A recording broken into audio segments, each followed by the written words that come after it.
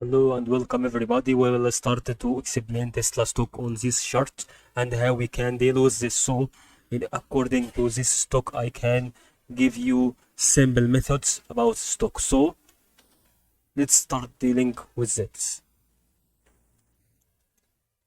To know whether the stock is going to increase in momentum or decrease in momentum, we will see seasons and months where the wave started to decrease on August. Okay, for example, and we will see here on August it increasing until 20 August. Also, this happened on BIG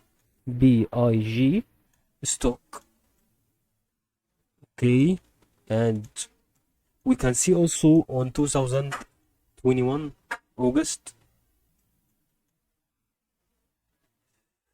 Where is August in 2021? It's here, but it didn't nothing. It's such a small wave in momentum or normal wave that is not affected by a buyer or seller. Okay,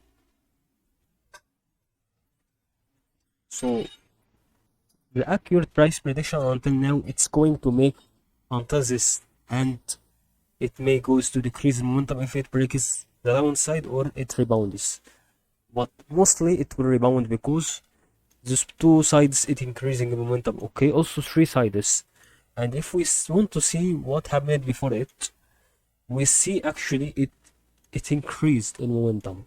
Okay, so it has more chance in rebounding upside than going downside.